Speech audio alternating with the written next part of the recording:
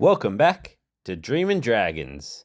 Last week we were overrun and mauled by slippery, slimy slugs. They've had dinner on our dragons and left a nibbled trail of destruction in their wake.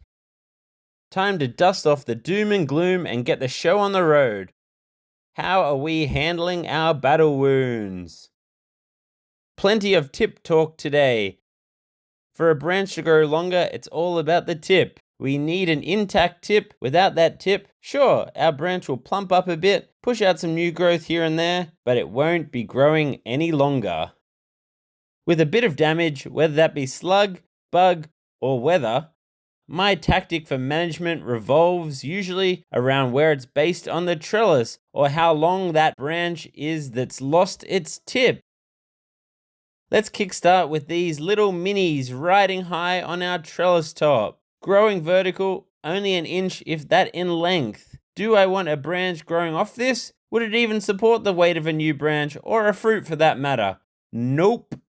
So off it goes.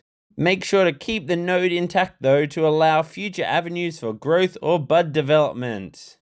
Then we have ones like our main character here. Tips busted, thin branch, midway up the trellis. Yikes. Two options really. 1. Let it roll. Leave it to sort itself out.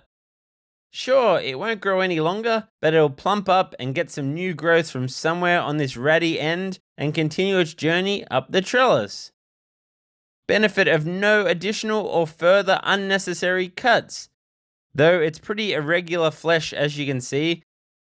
Some areas for water, droplet poolage, and avenues for rot. Not great on the eye either, and our new growth's based and working from a sketchy foundation. Some of these nodes are on pretty thin plant material. Potential snappage. Not ideal. Number 2, dock the damage.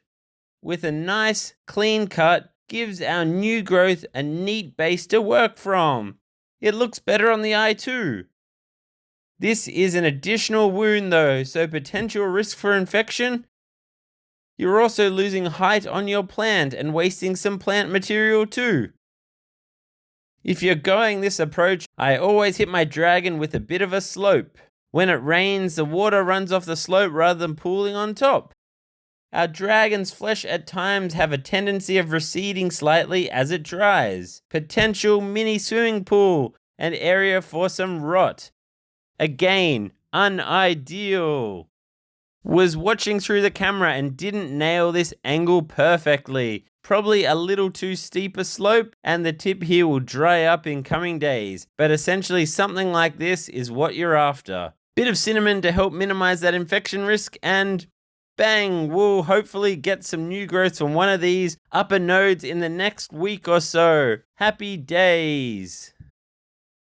A little higher up the trellis we have this pup that was nipped by some sort of naughty creature. No pruning required for this one, only the tip went by the wayside. We let him go, it popped 2 new branches, and here's how it went. Not perfect. In retrospect, probably should have grown the one and tipped it as it topped the trellis top. But it is what it is. And here's a variegated tipped top too. Absolute basket case with its twisting and turning. Luckily, only growing this is a bit of a feature plant, so kinda emphasizes that nonsense. Further to this, when you do have some sort of pest activity in the area, regardless of whether you go option 1 or 2, it's one of the few times I let more growth grow than just the one. A second or third branch act as a bit of insurance in case one of our feisty friends makes a comeback. Don't want to have to go through all of this again.